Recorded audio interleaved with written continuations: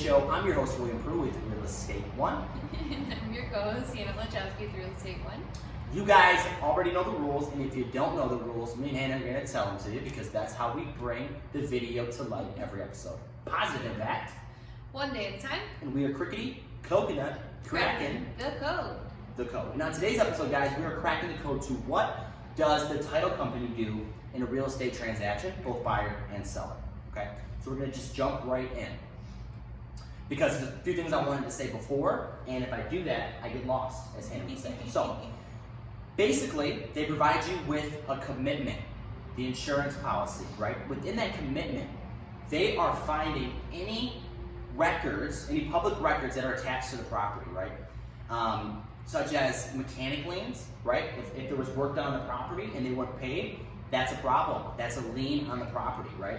We want to make sure that's paid off. So you, when you buy the property, are not responsible for that. Right. They're looking for clouds on title. They're looking for any loans, like if it was an equity line of credit that the seller forgot about or thought he paid off and it's not registered or it hasn't gone through. Right. The title company's going to catch that and say, hey, we got to take care of this because the bank's going to come after that buyer, right? And it's like, oh, well, I just bought this house and I got another $50,000 loan to take care of. Yay! Right, yeah. They're going to pay attention to owners, right? So the seller sold to buyer B, B to C, C to D, right. And they're going to look and make sure that there's no potential issues with title, right? They want to clear that up. So they're like the FBI agents with the magnifying glass, scoping it out. Right. Hannah's favorite thing to look at. And again, I don't kid, guys. I'm serious, right? She's the nerd of the group. She likes to look over the legal description, right? Like, right. I'm glad she does. I firm it up, but she's like, this letter, writes it down. This letter, writes it down. Which is great, right? She is a valued asset of the time. I mean, absolutely. High five to that. But go ahead and talk about the plat. Right, yeah. So what the title company is going to do is they're going to look at what's called a plat map of the neighborhood of the house that you're going to be buying. They're going to make sure that the legal description matches the legal description that was on the purchase agreement. Right. If it doesn't, well, that's a problem because you don't want to buy somebody else's house or own a land that doesn't exist. Right, we just heard a horror story, yeah. and this has actually happened, guys. Because you're treading that line between lawyer and real estate agent and title company, right? Right. Title companies not lawyers. Lawyers are lawyers. They handle the legal stuff. Right. But you're treading that line when you are going over documents like that or doing that. But okay, let's just put this out into perspective here. So you can't just highlight and fix a lot and say, oh, we messed up. This is where this is the actual digits of the actual lot. Wipe that out, like no. So the story goes, they transferred over years and years back or whatever, and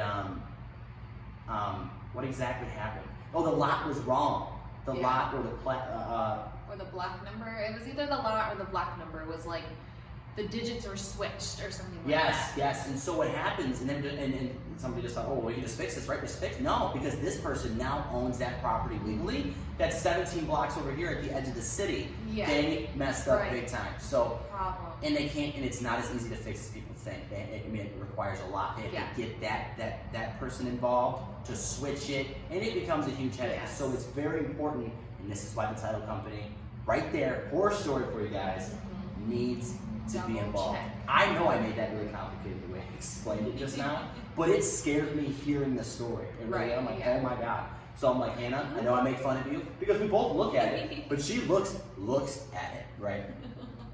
So this is something your real estate agent will go over with you. Me and Hannah don't alarm our clients, right? We don't try to confuse you with this huge commitment document that has like, all these different languages. Yeah, it seems like it's almost like a book, and a very descriptive, boring book. Right. So if there's a concern that comes up, the title company will usually catch it, right? Yeah. I mean, they'll fix it. That's what their job is to do. Right. But we review it, make sure there's no issues, and we clear that up too. So if there is a problem, we bring that up to the sellers and buyers as well. But another example that they're pulling recorded documents for is, say an easement. Right. If you're buying a landlocked and there's an easement, to get to your property, and they have to use your driveway to get to that property, you want to know that, right? You want to know what you're buying, and that's their goal, is to make you aware of that. Right, exactly. Things like that. You're looking for any deed exceptions, any covenants to the property.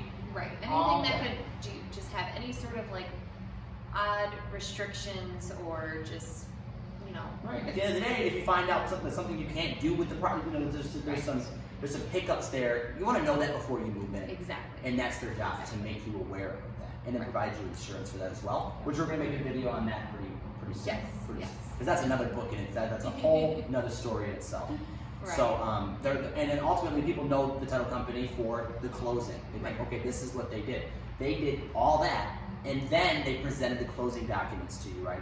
They walked you through what you needed to do, what you needed to take to the register of deeds, right? And they walk you through, what the buyer owes, what the seller owes, and what they're being feed on, and right. I don't know, With their feet on. There we go. They divvy it up. What they're being charged for and all that, and they handle everything. They make sure that the money's collected, goes to the right spot. They make sure buyer and seller are both aware of what they're paying, what they're getting, and they just smooth the process out, right?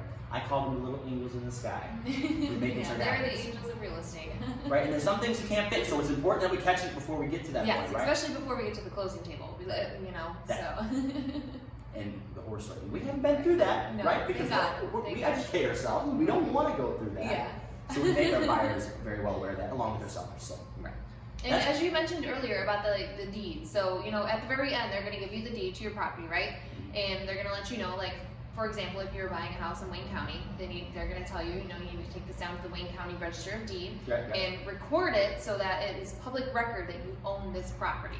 Right, remember, because we were talking about what they're going to see, what they're going to pull on that property is public, right? We don't need no gaps. No gaps, no problems. We don't want any problems. It can get scary, guys. I'm still scared. My heart's still pumping from talking about that when I was talking about it. The seller over here owns this property over here. This property. It's like, what? I don't own anything. What have I been paying at? Yeah, and they sent all this, the commitment they were talking about. This was just reminding me. This is actually our first deal ever.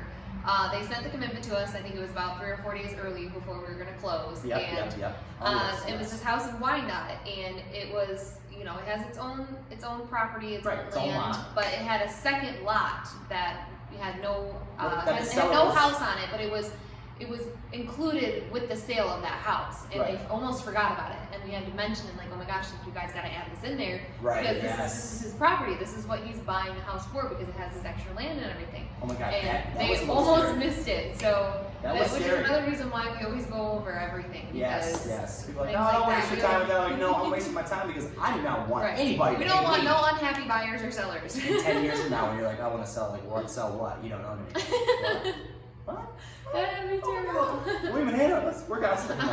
It gets crazy. It gets wild. But that is the birth and the baby, guys. I was gonna try to keep it short and simple. I think I did. There's a lot more that the title company does, and you'll kind of learn that going through the process. But just to give you a little bit of an idea of what they're doing, break it down. So, lucky for you, the only time you're gonna see them is at the closing table. So you don't have to deal with all the headache unless the comes out. But anyway, as always, guys.